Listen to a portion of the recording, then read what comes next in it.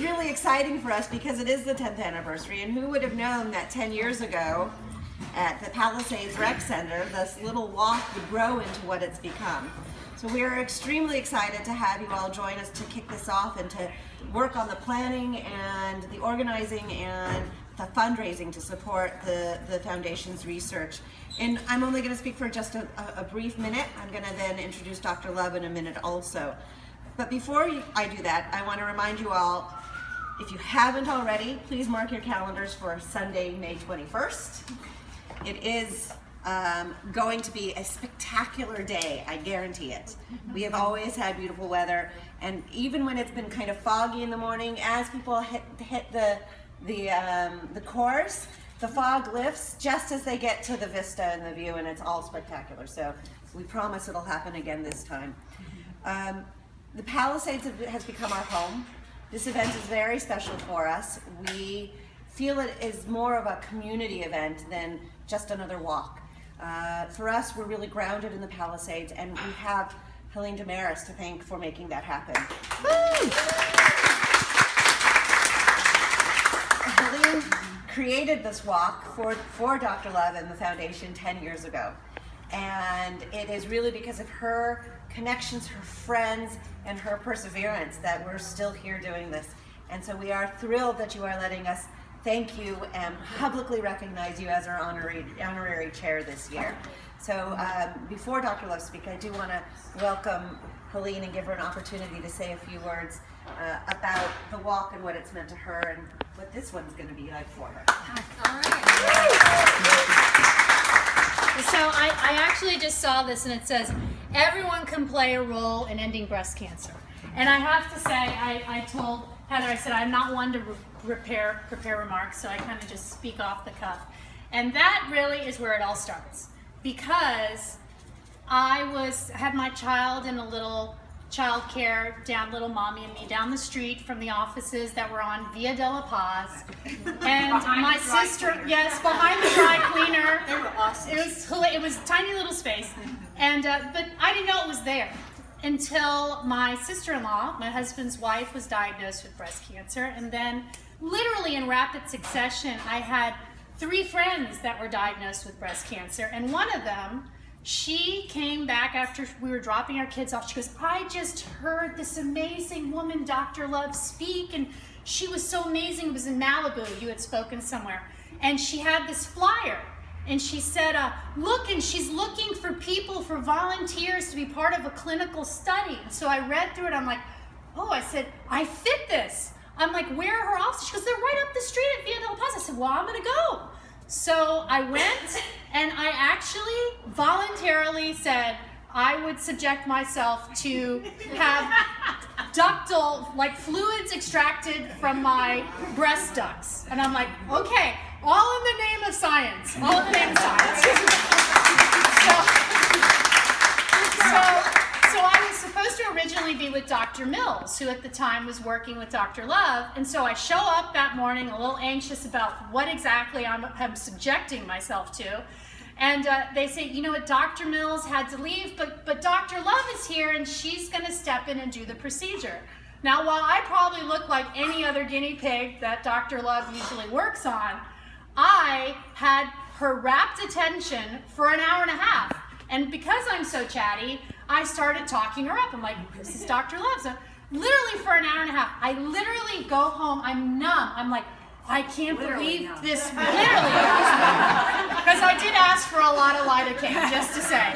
And I'm literally in the shower going, oh my gosh, this Dr. Love, she's the one. She's going to cure cancer. I just know she is. I'm like, but she's right here. She's in the Palisades. She lives here. Her daughter went to St. Matthew's. She works in the Palisades.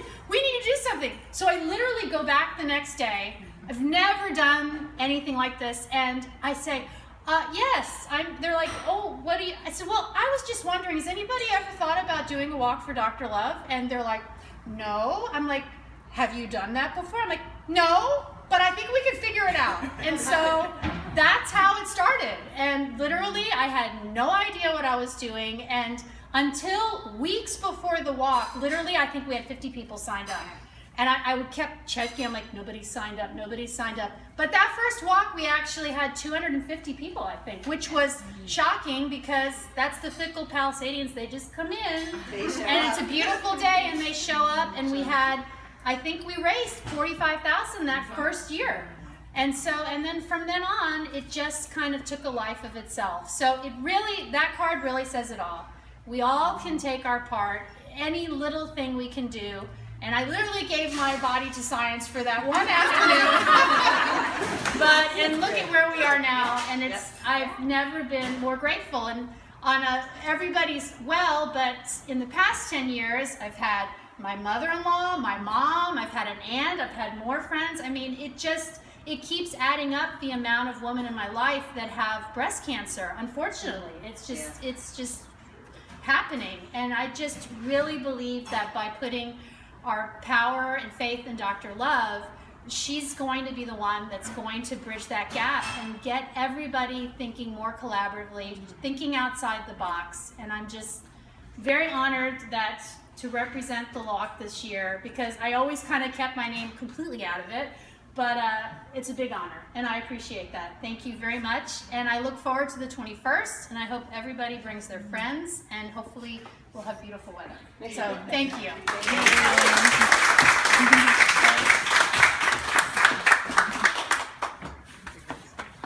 So, in just a minute, Dr. Love is going to talk. So we have some people here who have never been to the walk, and we have some people here who have been to all 10, or will be at all 10. And we also have some people here who represent different types of teams. So one of the things that I'd like to ask you all to do is to consider forming a team if you haven't already. We have 3 women here, 3 ladies here who are representing TGB West, who every year is one of our biggest, and in the last 5 years has been truly one of our biggest. Last year they gave CAA a run for their money, so that tells you how big they are. And so if you want to chat with people and figure out how to build a team and how to really engage more people, they're your ladies. They're sitting right, 2. There she is. So we really appreciate all of your support. And most importantly, we are thrilled to be able to tell you that last year, and we hope that it will happen at this year again, we were able to secure enough sponsorships that every individual private person's fundraising efforts went straight to research. So the efforts that you put in really do support our research. And our research is unlike anything else that's being done out there in the great big research world. And to speak a little bit about that and to give you a little bit of insight into how we do our research, why we do our research, is the visionary of our research herself, Dr. Love.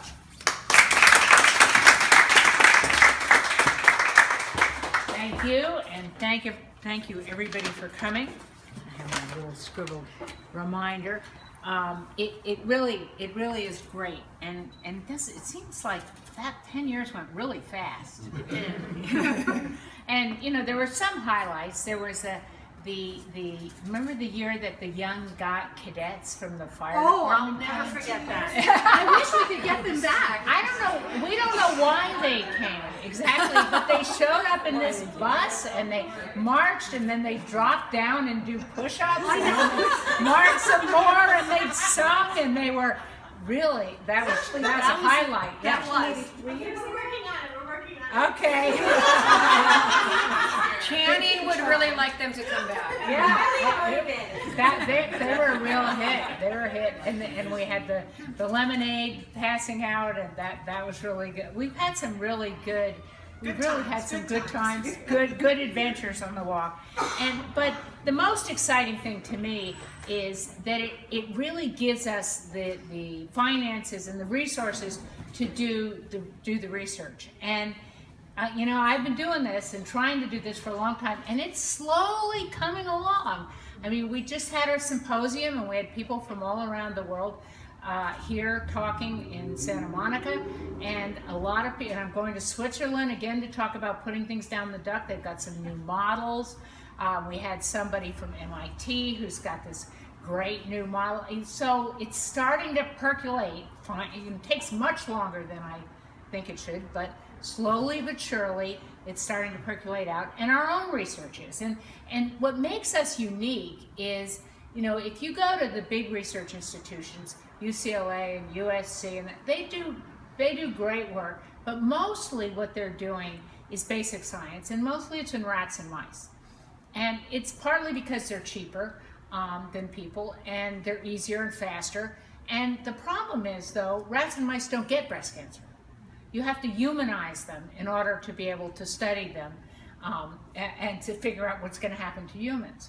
So we're really the only ones, and some of you heard me say this before, but it still blows me away. We're the only ones that have breasts when we don't need them.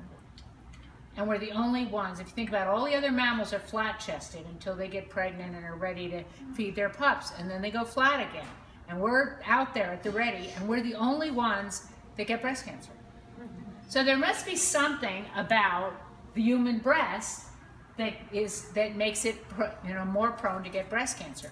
And the breast is this amazing organ. It's the only organ you're not born with, because you're born flat-chested with a nipple and a few stem cells, and then until puberty, when the hormones come, and then all of a sudden you grow breasts, and then every month they're at the ready to turn into a milk factory, but then they don't until you get pregnant. And then they turn into this amazing organ that can turn blood into milk, which is pretty amazing when you think about it. And not only do they make blood into milk, but the milk changes depending on the age of the baby and what they need, and how much you need to produce. And then at the end, you have massive, they go into retirement, massive cleanup, and then they get ready for the next kid. And then they do that until you go through menopause, and then they retire entirely. Just hang out for the rest of your life. Literally. Hey, did you get that?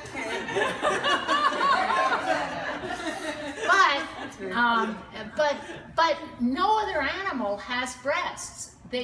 All the mammals, they're flat-chested until they get pregnant, and then their breasts develop, and then they breastfeed and they go flat again.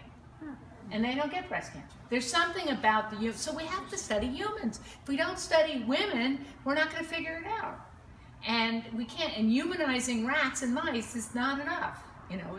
It's still not natural to have a humanized mouse, so to speak. So we're doing everything in humans, and that was part of what you were started, and we've got some really interesting things.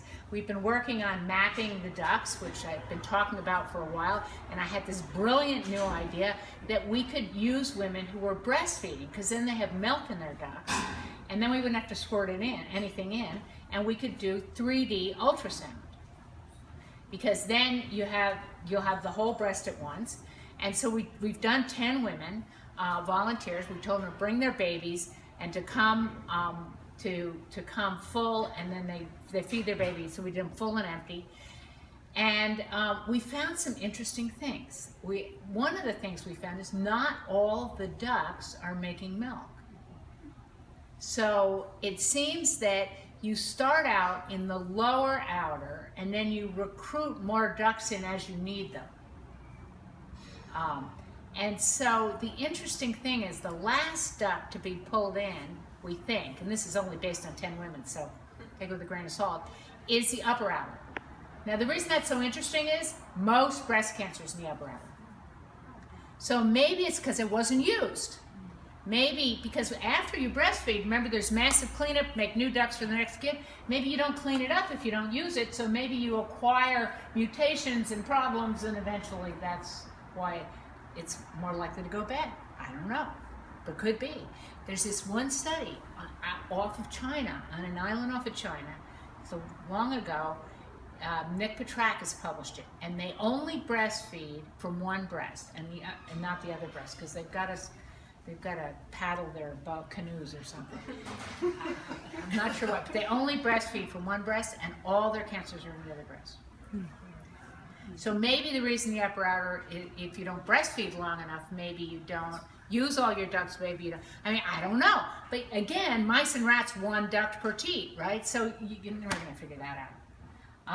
You're never going to figure that out. So that, now we're actually getting ready, and I've got to figure it out.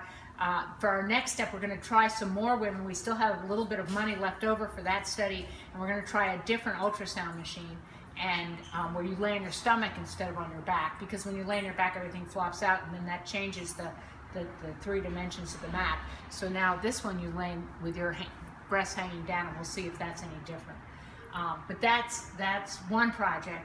We're still looking at the microbiome of the breast, what bacteria and viruses might be living in the breast. Now, when they did the human microbiome project, they didn't do the breast.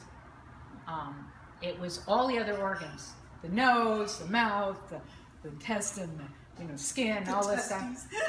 Well, I was going to say the rectum, but I thought I was being more polite. But they didn't do the breast.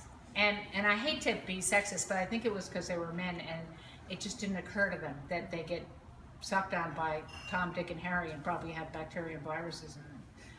And indeed they do. And we had 3 presentations at the symposium about the bacteria and viruses. And they may be good. I mean, they may be protective bacteria. It doesn't mean they're necessarily evil. We need our biome, but we need to study it. So we're still working on that project as well. And then our other project, and then our third project, which we were able to take the money, the initial kinds of money we get from the walk, and leverage it for an NIH grant. So we have a $3 million NIH grant competing against Hopkins and MD Anderson and all these other big centers and us. And it's a self-reading ultrasound. So this is for women in most of the what we used to call the third world, and is now LMIC countries, low to middle income countries. Breast cancer is a premenopausal disease for probably a variety of reasons, but and it's mostly lumps. Screening's not going to work. Mammograms aren't going to pick it up. But so you show up with a lump. Now, the thing is, most lumps are benign in young women, 70 to 80%. So if you could easily figure out which ones are benign and focus all your efforts on the 20 or 30%, then you could really get care to a lot more people. In Guadalajara right now, at the government hospital where we're working, it's a 9-month wait for a diagnostic ultrasound. Wow. Because they don't have enough radiologists. So what we did is used artificial intelligence. We studied at USC and UCLA, Harvard, UCLA, which are sort of like low to middle income countries, the county hospitals, and we it's the same population, and we collected images, and we used artificial intelligence, and we trained this app, and so then we took it down to Mexico with a little ultrasound that looks like an old flip cell phone, and I'm not a radiologist, taught a medical student, a first year, an OR nurse, and a first year GYN resident how to do it, and their images were as good as the radiologist, and the app was able to pick out all the cancers and correctly said which ones weren't cancer. Now that was a small study. Now we're on phase 2. We're doing it in Tijuana and Guadalajara, and we're going to test. The first test is training, and the second test will be actually acting on our results. But this could be used anywhere. I mean, it could also be used here. You could take it to Planned Parenthood. I mean, you could use it anywhere in the world, Brazil, Africa, and it's just another. It was just another idea we had, and we tested it out, and we're getting to take it to the next step. And so and then another one and this is my last example, but it's my other really exciting, I think is our exciting project. As many of you know, after I had leukemia, I was very interested in the collateral damage of the treatments for cancer, because even though we can cure a lot of people, we leave them damaged, and it's not side effects. Side effects is throwing up when you get chemo, but collateral damage is not having sensation in your feet for the rest of your life, or losing your taste and smell or something like that. These are things that are permanent changes, and they're not going to kill you, but they do interfere with your life a lot. And it's sort of like having your car in a car accident. You can drive, you can get it fixed and you can drive it, but the passenger door never closes the same way again. That's sort of how your body is after this. Well, we did a study on people who had breast cancer, but then it occurred to me that the people with metastatic breast cancer are living a lot longer, where it's already spread. Now they're gonna ultimately die of breast cancer, but we're now able to treat them and keep them alive a lot longer than we used to. And their collateral damage really matters, because if you only have 5 or 6 years left, you really would like it to be the highest quality you can possibly get. You know, you don't want to put up with all this stuff. So we did a study, and what we did is, instead of what is the model now for patient-reported outcomes, which is very in, but what it really means is doctors make questionnaires for patients to fill out, or drug companies make questionnaires. And so the questions are the ones that we think are gonna happen. So we miss a whole lot. So instead what we did is we just said, tell us. And we did free text. And then now, you know, Google can figure out free text. That's how it says, time for you to go home, you know, or you're going out tonight, you know, it's read your email. And so it already knows what you're doing. Well, so those technologies exist. So we used that, and we were able to find really very interesting things. Some of the things that we suspected, and some of the things that were a big surprise. For example, the big surprise to me was when the cancer goes to your bones, that won't kill you. You don't die of breast cancer that goes to your bones. You might die of it if it goes to your lungs or your liver, because those organs are more important. But your bones really are not critical for your life. But they were the thing that caused the most collateral damage, and it's because of the pain. And people said, cancer in my liver doesn't hurt. I mean, it might kill me, but it doesn't hurt. But I can't empty the dishwasher because I can't bend over because of the pain in my head. And so we have to eat on paper plates in my house. So we found things that even surprised me, and I always think that I'm less surprisable, but it was very interesting. And then what we did, because it's no good just figuring this out without changing it. So we had a symposium where we not only had advocates with metastatic disease of every size and shape and gender, but we also had people who were provider survivors. Because I was worried that if we just asked the people with metastatic disease what they thought we should do, they would have a pie in the sky notion that really isn't doable in the current healthcare delivery system. And if you just asked doctors how to fix it, they would have the idea that wouldn't cause them too much trouble and interfere with their day-to-day work. So if you had people who had actually had cancer, been through it, at least of some kind, and were providers, either doctors, nurses, physical therapists, they were the ones that actually know both sides and could say, by just tweaking this way, you could do this much better. And it was very, very powerful. We're coming up with recommendations, and we're now looking at the next step and how can we take those and maybe work with a system to show that if you maybe have a team approach. One of the people was an OB, and they said, we have group prenatal visits, and it's a team, and you've got all the members of the team, and well, how come in oncology it's just the oncologist, and if the oncologist doesn't pass you on, and maybe it's up to you to call the social worker, and it's up to you to, why not figure out other ways we can deliver this? So we're in the middle of that project as well. So there's lots of things, and I have a list that I keep in my notebook of great ideas. There's about 5 or 6 on that, once we get the funding and bandwidth list that Heather won't let me talk about too much.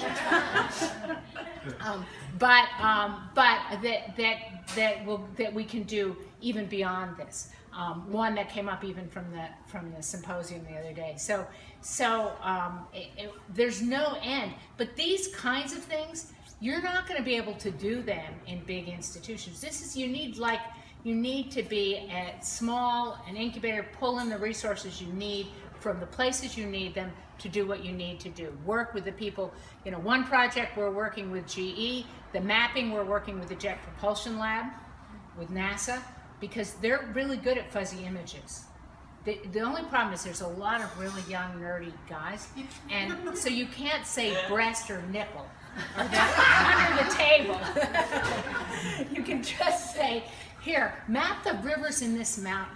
Here's the picture. Show me where they are.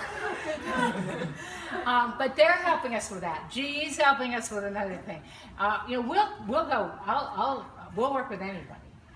We've worked with USC. We've worked with UCLA.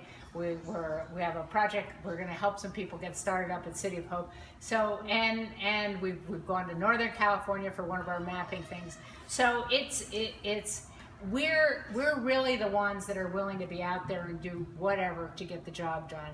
And it takes really all of you supporting us and behind us, or we couldn't do any of it. Both being the volunteers, willing to put their bodies on the line, putting your walking, raising money, and believing in us, and really moving us to the next step. Because I can have an idea a minute, but be just sitting there. If I didn't have the resources to do it, to be able to pull the people in, to be able to take this to the next level, then it would never happen. And that all comes from you.